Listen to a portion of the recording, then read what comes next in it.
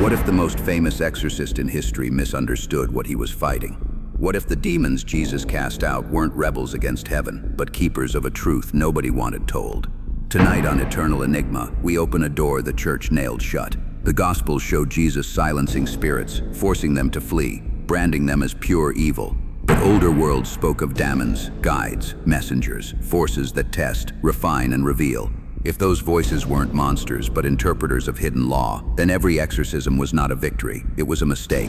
Imagine it, torchlight on desert stone, a cry in the night, a presence that doesn't threaten but warns. A hand is raised, a command is given, and the warning is driven out. What truth did we lose in that moment? What power did humanity banish when it chose fear over understanding? If Jesus was wrong about demons, then everything we think we know about evil, salvation, and the soul is about to crack. Before we descend, a warning. What you are about to hear is not church-approved doctrine. It comes from apocryphal gospels, forgotten scrolls, and the whispers of occult tradition. These are fragments of myth and hidden lore, pieces of a puzzle that history tried to burn away. Our journey is not about blasphemy or blind belief. It is about questions that the priests avoided, that the scribes buried, and that even Jesus himself may have never truly answered. So as we move forward, do not take my words as absolute truth. Take them as keys to doors that lead into shadowed corridors of history, theology, and the human soul. And remember, in the world of the occult, every answer demands a price. Long before the gospel writers named demons as the enemies Jesus cast out, the ancient world already swarmed with spirits that moved between gods and mortals. In Mesopotamia, clay tablets list beings who stalked feverish nights and haunted crossroads, yet the same cultures carved apotropaic guardians at doors, protective figures set to repel harm. Power was ambivalent. What wounded could also ward off woe. Ritual was less a war than a negotiation with capricious forces. In Greece, daimon meant a guiding intelligence. Poets credited a daimon for sudden genius. Philosophers treated it as a private compass. Socrates spoke of his daimoniao, a voice that never commanded what to do, only warned what not to do, a break against hubris. These presences mediated fate, inspiration, and restraint. They did not mirror the later Christian devil. Even tragedy framed catastrophe as a collision with one's daimon, not straightforward possession by evil. Early Hebrew tradition is equally layered. Wilderness figures like Azazel signify untamed space. Night terrors such as Lilith belong to border hours, and Shaddam are sometimes blamed for misfortune, sometimes harnessed in Solomon lore as laborers under a king's seal. Several texts imply such spirits operate within divine permission, tools of testing, correction, or calamity. In Second Temple Judaism, angelology widens. The line between Satan and demon had not yet hardened, and categories blur across texts, polemics, and folk practice. By the time Christianity emerges, the spiritual map is crowded. Healers wear amulets, magi recite adjurations, philosophers speak of tutelary minds. Spirits can sicken, guide, guard, trick, or teach. To enter the Gospels with only angels versus devils is to flatten a world of contested thresholds. That older world, negotiated, ritualized, ambiguous, frames the question we will press tonight. If Jesus met such beings, did he confront enemies of God, or misread negotiators of fate, whom earlier ages treated as dangerous allies? Enter the canonical Gospels, and the tone hardens. Demons are no longer ambivalent messengers or tricky household spirits. They arrive as hostile intruders. A man among the tombs tears his chains. A child convulses in dust while a crowd panics. Night voices shriek when Jesus steps into view. The pattern repeats with ritual clarity: command, collapse, departure, astonishment. But notice what is absent. Jesus never pauses to ask, "What are you?" He does not inquire about origins, rank, or purpose. He does not test their words, barter for cures, or weigh symbols the way earlier priests did. He silences them. Be quiet and come out. Power is proven by refusal to converse, yet a paradox glints in these scenes. The demons often recognize him before the disciples do. "We know who you are, the Holy One of God." They hold knowledge of identity, of timing, of a story still veiled to human eyes. And still, Jesus forbids them to speak. If they were pure deceivers, why muzzle them instead of exposing the lie? If they were keepers of dangerous truth, why not let the truth stand on trial? Another tension. Many afflicted also suffer social exile, living among graves, foaming before neighbors, bound for everyone's safety. When the spirit departs, the person returns to the community, clothed and in his right mind. The exorcism restores order. But was the order spiritual healing, or the reimposition of a purity system frightened by voices that did not fit? Compared to the ancient world's negotiation with spirits, the gospel stance is stark. Dialogue is replaced by decree. To believers, this is mercy. To the esoteric reader, it raises a forbidden hypothesis. The strongest proof of Jesus' authority may also conceal his greatest blind spot. By driving out every voice that spoke from the threshold, warning, naming, revealing, did he protect his flock from corruption, or exile guides that older cultures treated, warily, as dangerous allies? If the canonical Gospels stage demons as noisy intruders to be silenced, the Gnostic literature preserved in the Nag Hammadi codices found in 1945 shifts the battlefield. Its villains are archons, administrators of the material order, rulers of spheres who bind souls to cycles of ignorance and death. They are not gremlins in bodies, they are reality's bureaucrats, jailers of a prison of matter and law. In this vision, liberation is not an exorcism but an ascent. The savior figure, sometimes Jesus, sometime a nameless revealer, teaches passwords, seals, and star maps so the soul in life or after can pass archon gates. The problem isn't invasion, it's a world system that keeps you asleep. Gnosis, direct knowledge, unmasks the warden. That reframes gospel exorcisms in a disturbing light. What if the voices that knew Jesus, "We know who you are," were not deceivers but administrators recognizing a threat to their jurisdiction? In that case, silencing them preserved clarity but also protected the system the archons oversee. Where the Gospels show command and departure, the Gnostics offer questions and escape routes. Some texts portray a Jesus who laughs at the rulers, exposes their counterfeit authority, and teaches disciples to cross the spheres without fear. Instead of "be quiet and come out," the formula becomes "remember who you are and the gate will open." Power no longer means driving away a presence. It means dissolving the contract that bound you. Two Jesuses, two strategies: the exorcist who restores order by closing a mouth, and the revealer who threatens cosmic order by opening an eye. If the latter is closer to the buried strand, then Jesus was wrong about demons isn't mere provocation. It is a hypothesis. The church kept scenes that proved authority and trimmed teachings that erased it. If so, every demon tale becomes a border tale, not about evil entering us, but about thresholds we are trained not to cross. Step away from theology for a moment, and another interpretation emerges, one that unsettles believers as much as skeptics. What if demons are not external invaders at all, but mirrors of the human mind? Carl Jung described the shadow, the repressed fragments of self that erupt in dreams and madness. Modern occultists echo this, framing demons as archetypes, symbols wearing monstrous masks to force us to confront truths we prefer to bury. Think of possession stories. A man thrashes and screams, his voice distorted, his personality shattered. To a preacher, this is a spirit at war with God. To a psychologist, it is the eruption of inner conflict, the disowned self demanding recognition. In that light, exorcism becomes not divine combat, but ritual drama, a community gathering to restore harmony by projecting chaos outward. The demon is not defeated, it is externalized, given shape, then banished to calm the patient and reassure the crowd.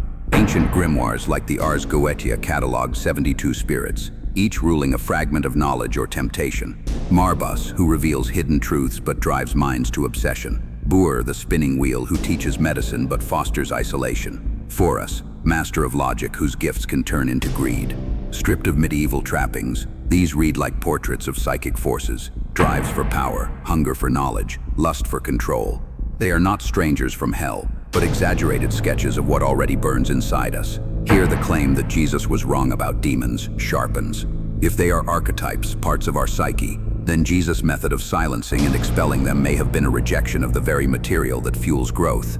What he called corruption, modern seekers call initiation. Where he commanded, "Be silent," mystics would listen. Where he drove away, depth psychology would integrate. The forbidden suggestion is chilling. Perhaps humanity lost wisdom by treating inner forces as enemies. Perhaps the true path was never exorcism, but conversation with the shadow within.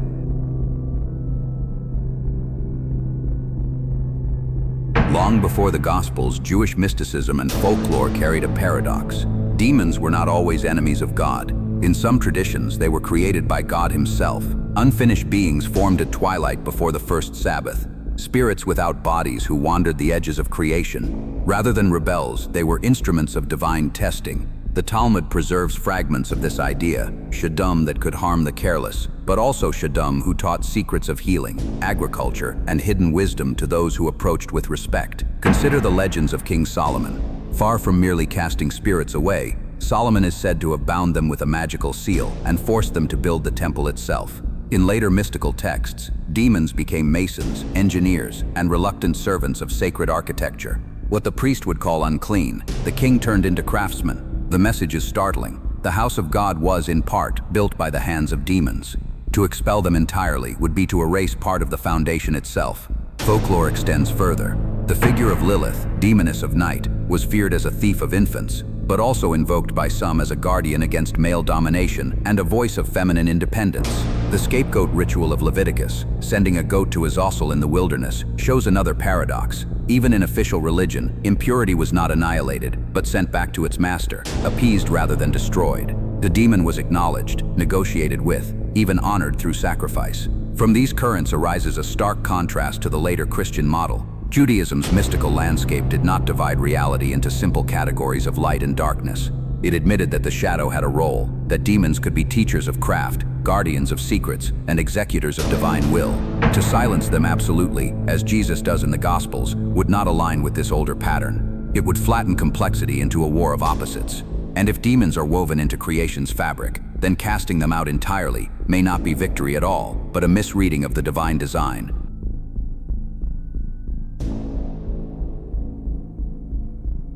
If demons were fragments of wisdom, guardians of hidden gates, and woven pieces of creation's fabric, then every act of silencing carried a cost far greater than the story admits. In the Gospels, exorcisms are framed as triumphs. Jesus speaks, the demon departs, the crowd marvels. But what if each expulsion was not simply victory over chaos, but also the erasure of a lesson humanity was never allowed to hear? Every shriek cast out into the desert winds may have contained warnings, secrets, even revelations that the community rejected in terror.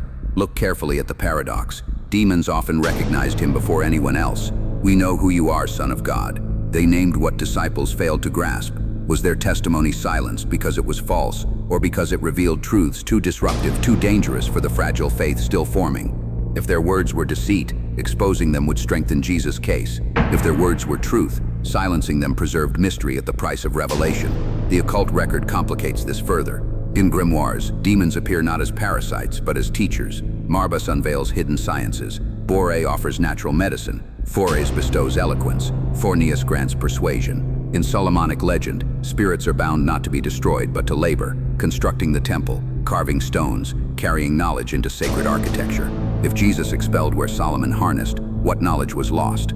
Perhaps the exorcisms erased the builders of temples within the psyche, driving away the very intelligences that could shape inner architecture. Orthodoxy claims this was purification, light defeating darkness. Yet the esoteric mind sees another possibility. Order was bought by cutting the thread of dialogue with the shadow. The church inherited not a treasury of wisdom, but a tradition of banishment, a theology built on expulsion, silence, and fear of what does not conform. What if victory over demons was never about protecting humanity from lies, but about preventing us from engaging with uncomfortable truths? If that is so, then the true danger was not that demons deceived us. The danger is that for a moment they may have spoken honestly, and humanity, trembling before the unknown, chose not to listen. The deeper we go, the clearer the split becomes. In the canonical Gospels, Jesus is the exorcist, a commander who silences, drives out, and restores order. His authority is demonstrated not through dialogue, but through expulsion. Every shriek cast into the void proves his supremacy. Every possessed body returned to calmness reinforces the image of a shepherd banishing wolves from his flock. It is a portrait of control, of certainty, of a world divided into two armies, light and darkness, angels and demons, saved and damned. Yet in the Gnostic texts, fragments of another figure survive, the revealer. Here Jesus does not silence, but speaks in riddles, questions, and secret teachings. He does not banish the ARCHONS, but exposes their tricks, showing disciples how to slip past their gates. In this vision, Christ is not the exorcist who casts away the disturbing voice, but the sage who whispers, "Listen carefully, for within the disturbing voice lies a key." Liberation comes not by commanding silence, but by daring to hear what the rulers of this world do not want spoken aloud. The tension between these two portraits is impossible to ignore. One image comforts the church, Jesus as protector, cleanser, the one who ensures order by sweeping away every shadow. The other image unsettles. Jesus as a threat to the system itself, the one who reveals that the world is a prison and the so-called demons are its wardens. The exorcist protects community stability. The revealer threatens empire, religion, and even creation's architecture. Which Jesus was wrong and which was right? If the canonical Jesus silenced beings who carried fragments of truth, then his ministry preserved stability by sacrificing revelation. If the Gnostic Jesus uncovered the machinery of the Archons, then the Orthodox tradition deliberately muted him, reshaping a dangerous liberator into a safe healer. The forbidden thought is this: perhaps the real Christ was never meant to drive demons out of us, but to show us how to unmask the ones who still govern us from above. We have traced an unsettling arc: ancient daimon as guides, Jewish spirits as craftsmen and testers, Gnostic archons as wardens of the cosmos, and demons as archetypes erupting from the human mind. A single thread binds these worlds: ambiguity. And then the Gospels arrive with a sword of certainty. Voices are silenced, bodies are calmed, order returns. But what if that very certainty cost us something irreplaceable? What if Jesus, in treating all such presences as invaders, closed a door older cultures kept ajar, sometimes cautiously, sometimes reverently, but never completely shut? This is not a call to romanticize suffering or to deny harm. Possession tales are filled with terror, isolation, and shattered lives. Yet the deeper question is epistemic. What was the voice trying to say before it was driven out? If demons carry fragments of warning, testimony, or symbol, if they are teachers in monstrous masks, then exorcism is not only cure, it is also erasure. The shriek we cast into the wilderness might have been a lesson we were meant to learn, a map we refused to read. Consider the paradox embedded in the text. Demons recognize the Christ before the crowds understand him. Recognition is a form of knowledge, and knowledge implies relationship. If deception were their only currency, why muzzle them instead of exposing their lies? If truth bled through their words, why silence the witness? The Gnostic strand answers: because those voices threatened the architecture of a world maintained by rulers of the lower heavens. Commanding silence kept the story linear, safe, pastorally clean. Against Solomon, who bound spirits to carve stones for a temple, Jesus expels and forbids. Against mystic traditions that negotiated with the shadow, he banishes it. Perhaps that was mercy. Perhaps it was necessity in a world on fire. But if demons are entangled with human growth, carrying the heat that tempers the blade, then a faith of perpetual banishment risks forging believers who are polished yet brittle, pious yet hollow. To say Jesus was wrong about demons is to suggest he mistook thresholds for trespass, initiations for infections, keys for claws, and in that misreading, history learned to fear the very voices that could have taught us how to wake. Gerasene demoniac, a man among tombs, chained, naked, crying out. After the encounter, he sits clothed and in his right mind. Orthodoxy reads mercy, community order restored. Esoterically, the herd of swine rushing into the sea looks like shadow export. The town's collective terror displaced onto animals, drowned so the village can sleep again. Did healing happen? Yes. But what did the man know in his night wanderings? What truths of power, empire, or memory before that knowledge was flushed from the landscape? Capernaum, synagogue. A spirit cries, "We know who you are." Silence is imposed. The crowd marvels. Under the old Near Eastern logic, a being that names you may claim covenant or jurisdiction. By silencing the name, Jesus keeps authorship of his own story. The question for the occult reader is stark. Was that name a lie to bind him, or a title the system was not ready to hear spoken aloud? The epileptic child. Foam, convulsions, a father's plea. "I believe, help my unbelief." Ancient healers saw illness braided with spirit, fate, and community fracture. The exorcism repairs the braid by cutting a strand. Modern psychology would ask, what grief, what family pressure, what ancestral narrative convulsed through this child? Casting out can soothe the symptom. Integration would ask the family to sit with the voice beneath the seizure and translate it into care. Mary Magdalene. Orthodox memory, liberation, esoteric counter-memory, initiation. The number 7 echoes planetary spheres and initiatory ascent. What if 7 demons marks not pollution but a map, 7 veils, 7 thresholds Mary crossed? The church remembers the woman cleansed. Buried texts remember the disciple who understood. Same person, 2 stories. The editorial choice shapes centuries. In each scene, exorcism yields order, but the ambiguous alternative whispers, Perhaps those voices held indices of meaning, names, numbers, images, meant to be decoded, not destroyed. If so, history traded the hard work of interpretation for the quick relief of silence.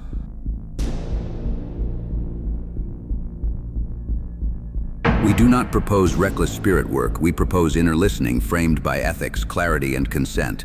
Think of this as a symbolic counter-ritual to exorcism, an integration rite that treats the demon as a masked archetype. Find a quiet room, set a simple boundary phrase, "Only what comes for my good may speak, all else stays outside."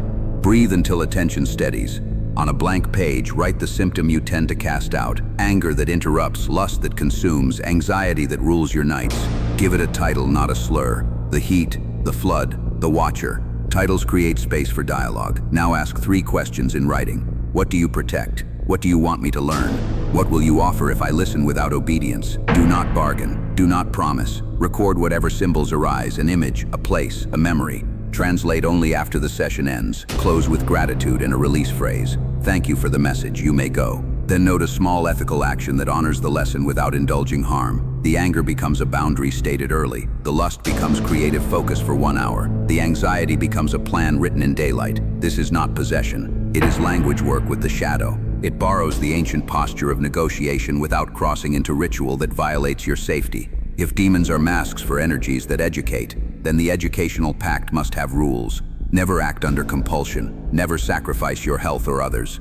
If the message drives you towards secrecy, cruelty, or grandiosity, end the session and seek wise counsel. In traditions that bound spirits to build temples, the first stones were always intention and limit. The same holds here. We listen not to obey the voice, but to decode the curriculum it carries, turning what we once expelled into material for growth. Fairness demands the strongest defense of the traditional view. First, harm is real. Many who suffer so-called possession endure terror, self-injury, and social collapse. A swift, authoritative ritual can stabilize a community, reduce fear, and halt spirals of violence or neglect. In this light, exorcism is trauma triage. Debate can come later. Second, deception is a profound theme in religious literature. To converse with a malicious, shape-shifting intelligence is to risk entanglement. The ancient warning, "Do not parley with serpents," protects the naive. Silence and expulsion may be pastoral prudence, not intellectual cowardice. Third, even if demons sometimes carry fragments of truth, truth from a hostile source is not benign. A predator can tell you your real name to gain power over you. Silencing such knowledge, in the moment, can be a shield against spiritual grooming. The canonical Jesus acts as a guardian, not a professor. He protects first, teaches later. Fourth, history shows how quickly ambiguous practices slide into abuse. Negotiating with spirits can justify exploitation by charismatic leaders, blur consent, and mask mental illness. Orthodoxy's firm line, "Pray, confess, expel," creates a social protocol that curbs opportunists and gives the suffering a script that communities understand. Finally, Scripture's aim is salvation, not system building. If the Gospels choose scenes that dramatize authority over evil, that editorial choice serves a catechetical purpose, to inspire trust in divine rescue. The proposition Jesus was wrong about demons could fracture that trust without offering an equally compelling framework for care, meaning, and communal responsibility. These are serious claims. A mature esotericism must answer them, not scoff.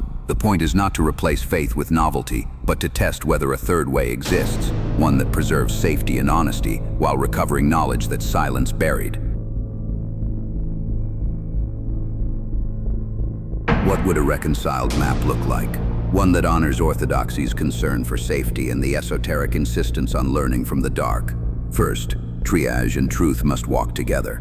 Where there is acute harm, stop the harm. Where there is a voice that can be translated, translate it. Exorcism and interpretation are not enemies, they are stages. The question is timing and discernment. Second, recover the Solomonic posture without romanticizing it. Bind what seeks to devour, harness what can build. In psychological terms, this is containment and channeling. The anger that cuts becomes a boundary that guards. The desire that burns becomes artistry. The fear that freezes becomes attention. We do not bow to the demon, but we refuse to waste the energy that carried its mask. Third, reframe recognition. If the voices knew his name first, let that unsettle us. Perhaps revelation often arrives from the margins, madmen among tombs, women with 7 veils, children the crowd calls unclean. A mature community does not enthrone the marginal voice, but it does listen before it drives away. Fourth, ritual must include consent and return. Any practice that demands secrecy, isolates the practitioner, or escalates harm fails the test. A healthy rite ends with re-entry into community, clothed, fed, counseled, holding a meaning that can be spoken in daylight. Finally, preach a Christ who does both, the exorcist who protects, and the revealer who teaches, the shepherd who silences a predator, and the teacher who afterward decodes the dream that terror left behind. If we can hold these images without forcing them into war, then Jesus was wrong about demons becomes less an accusation and more a corrective lens, a reminder that salvation matures when courage to face the shadow meets wisdom to hear what the shadow knows. This synthesis does not flatten mystery, it restores it. It invites believers and seekers to move from panic to interpretive bravery, to build temples with stones that past ages threw away. Perhaps the scandal is not that demons exist, but that they speak, and that we trained ourselves to fear the very syllables that could have set us free. Perhaps the great exorcisms of history calmed crowds and saved lives, yet also trimmed the wild edges where prophecy grows.